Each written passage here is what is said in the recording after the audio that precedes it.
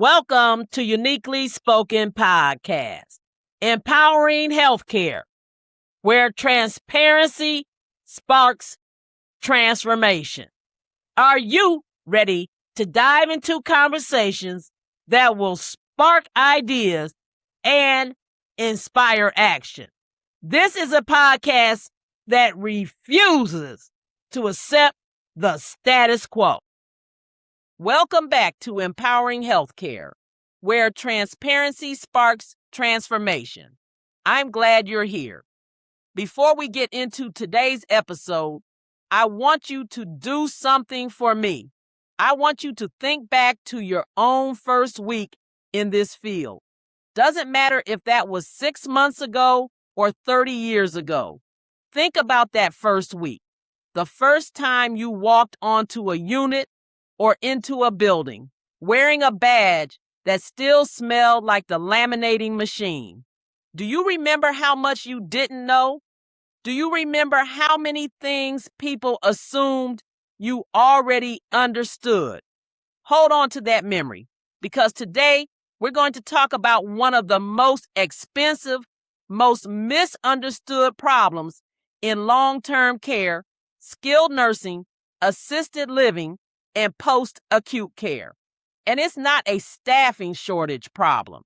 It's not a wage problem, even though wages matter.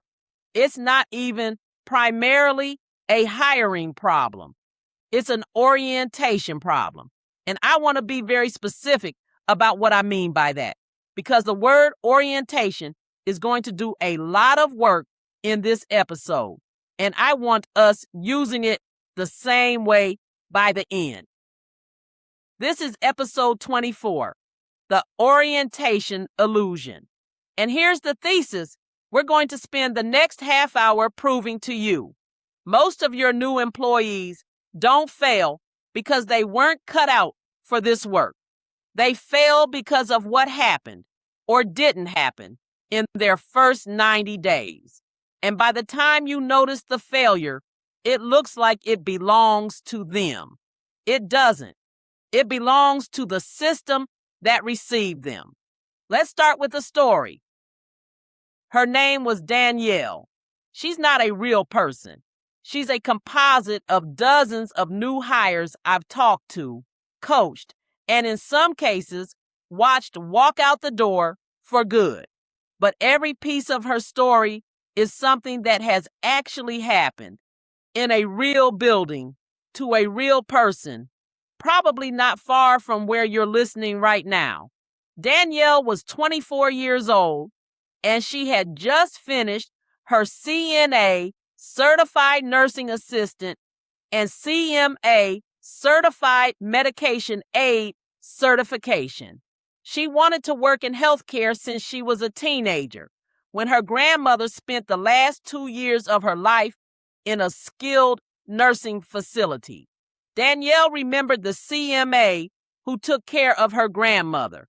She remembered one in particular, a CMA named Pat, who took time out even during a med pass for 25 residents and made sure her grandmother's hair was braided. She made it to meals, even on the mornings when her grandmother didn't recognize her own daughter. Danielle wanted to be Pat. That's why she got into this field. So when she got the offer letter from a 120-bed skilled nursing facility, she cried. She called her mom. She posted about it. She was, by every measure, exactly the kind of employee every administrator listening to this podcast says they want more of. Mission-driven, excited, coachable. Her first day, she showed up 20 minutes early. She sat in a classroom with 5 other new hires, 2 CNAs, a dietary aide, a housekeeper, and a new LPN. And for 6 hours, she absorbed information. Bloodborne pathogens, abuse and neglect reporting, health insurance portability and accountability act, HIPAA, fire safety, the facility's mission statement, a video about workplace harassment. She signed 19 documents, Nobody quizzed her on any of it. Nobody asked her a single question about what she just learned. At the end of the day, she was handed a badge, a scrub top with the facility logo, and a schedule. Day 2, she was assigned to shadow a CMA named Carol on the memory care unit. Carol had been with the facility for 11 years, was excellent at her job, and had absolutely no training in how to teach another adult how to do that job.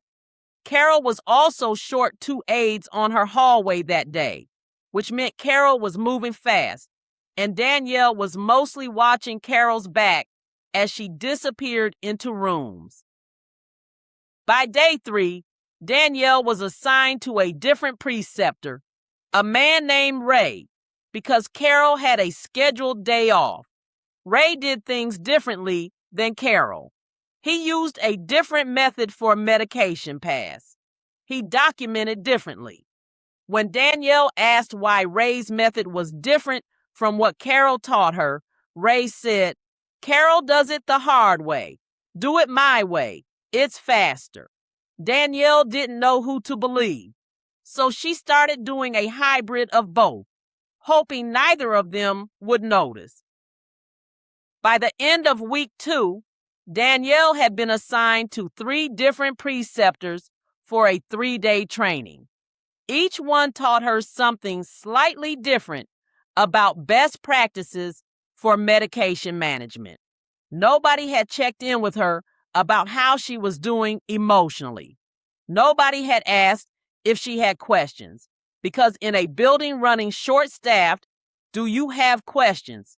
is a sentence that invites more work into an already overloaded day. By week 3, Danielle stopped asking questions, not because she understood everything, because every time she asked, she felt like she was slowing someone down or revealing that she didn't already know something she was supposed to know by now. So she started guessing. She started watching what other CMAs did and copying it, even when she wasn't sure it was right. In week 5, she made a documentation error that nearly caused a medication discrepancy. It was caught before it caused harm. She was written up. Nobody sat down with her to ask why the error happened, or what training gap led to it, or whether the way she'd been oriented had set her up to make that kind of mistake. She was simply told to be more careful. By week 7, Danielle stopped making eye contact with the Don when she passed her in the hallway. She started calling out sick more, not because she was sick, because she needed a day where she didn't have to feel like she was failing in front of residents she genuinely loved. In week 9, Danielle gave her 2 weeks' notice. In her exit interview, she was asked why she was leaving. She said, "This wasn't what I expected." And the person doing the exit interview wrote down, "Not a good fit for long-term care." That's the file. That's what goes in the folder. Not a good fit. But I want you to sit with what we just walked through, because I think if you play it back, you'll see something different than not a good fit. You'll see a young woman who wanted to be Pat, who was given 6 hours of policy training and 0 hours of skill building supervision, who was handed off between 3 inconsistent preceptors in 3 days, who stopped asking questions because the system punished questions with impatience, who made a predictable error in an unpredictable environment, and who left not because the work was too hard, but because nobody ever made her feel like she had a chance to get good at it. That's not an employee failure. That's a systems failure wearing an employee's name tag. And here's the part that should really get your attention if you're in a leadership seat right now. Danielle's story didn't cost the facility a bad hire. It cost them a recruitment fee, 36 hours of orientation pay with nothing to show for it, 3 preceptors' time rushed for training a new hire, a documentation incident that had to be investigated, overtime to cover her final 2 weeks, and another round of recruiting to fill her spot, probably with another Danielle, who's about to walk into the exact same system. That's the orientation illusion. And we're going to spend the rest of this episode taking it apart. Let's define our terms, because this word orientation is doing a lot of quiet damage in our industry. In most skilled nursing and long-term care organizations, orientation means a specific, finite event. It's the classroom day, or 2 days, or maybe 3 days, if you're being generous. It's the paperwork. It's compliance training. It's the moment where HR checks a box that says this employee has been oriented, and then that employee gets folded into the regular staffing schedule like they've always been there. Here's the illusion. Leadership believes that once orientation is complete, the employee is ready. Not eventually, ready. Ready now. Ready to be counted in the numbers on the schedule. Ready to carry a full assignment. Ready to be held to the same standard as someone who's been doing this job for 3 years. But orientation was never designed to produce readiness.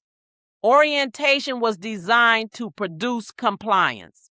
It exists to protect the organization, to document that legally required training happened, that policies were reviewed, that a signature is on file. That's a completely legitimate purpose. The problem is we've let it quietly stand in for something it was never built to do, which is prepare a human being to competently and confidently do a complex, high-stakes job. Readiness isn't an event. Readiness is a process. And the moment we treat orientation as the finish line instead of the starting gun, we set every new hire up to be measured against a standard they haven't had the chance to reach yet. Here's a question I want every administrator and DON listening to ask yourself honestly. On a new employee's first day back on the floor after orientation ends, do you expect them to be roughly as capable as someone with 6 months of experience? Be honest. If the schedule treats them that way, if they're given a full assignment, if they're expected to move at full speed, if nobody's actively checking in on how they're doing, then yes, that's the expectation, whether you've said it out loud or not. And here's why that expectation is so dangerous. It's invisible. Nobody sends a memo saying, we expect new hires to be fully competent after orientation. It's just built into how the schedule works, how the assignments are made, how quickly support tapers off. The new employee absorbs that expectation through the environment itself. They feel it. And when they can't meet it, because no human being could meet it after 2 days of classroom training, they don't conclude that the expectation was unreasonable. They conclude that they're the problem. This is the orientation illusion. It's the gap between what we think we've accomplished by orienting someone and what actually needs to happen for that person to become a competent, confident team member. Orientation gets someone into the building. Onboarding is what actually gets someone ready to stay. And that distinction, orientation versus onboarding, is worth sitting with for a moment, because it's the hinge this entire episode turns on. Orientation is a point in time. Onboarding is a period of time. Orientation transfers information. Onboarding builds capability. Orientation happens to an employee. Onboarding happens with an employee. If your organization has a great orientation program, but no onboarding system, you have built a very efficient front door and no hallway. People walk in, and then they're just standing in the entryway, unsure where to go, waiting for someone to walk them the rest of the way. Some of them will wander around long enough to figure it out. Many of them will simply walk back out. Thanks for spending this time with me today. If this episode brought back memories of your own first days in this profession, you're not alone. Every experienced caregiver, nurse, administrator, and department leader was once the person trying to make sense of a new environment, new expectations, and a role that often felt overwhelming. In our next episode, we'll look at what happens after orientation ends and reality begins. We'll examine information overload, inconsistent training experiences, and why many promising employees start struggling long before anyone notices. Until then, take a look at your newest employees and ask yourself a simple question. Are they succeeding because they're capable, or are they succeeding despite the system they've been placed into? I'll see you in part 2. I am Juanita, the founder of Uniquely Spoken LLC. I started this podcast to ignite change in healthcare, starting with long-term care settings. It is time to transform nursing homes and rehabilitation centers, assisted living and memory care communities to all become premier long-term care settings nationwide. It is time for all long-term care settings to receive a 5-star quality and customer service rating. It starts now, and it starts with me. It starts with you, and you. And the time is now. Thank you for joining us. We broadcast every Tuesday at 8:30 a.m. Eastern Standard Time. Don't forget to join the conversation, request to be a speaker, and partner in transforming long-term care settings. And don't forget to tune in next week. Thank you for joining us on Uniquely Spoken LLC podcast. Please subscribe on Spotify, Apple Podcasts, or wherever you listen. Remember to connect with us. Follow, comment, subscribe, share, be a guest. Visit us at uniquelyspokenllc.com/podcast. That's UNIQUELLCESPOKENLLC.com/podcast. Or if you are a viewer, scan our QR code. Please remember to stay informed, stay empowered, and keep the conversation going. We love hearing from you, and we'll see you next week.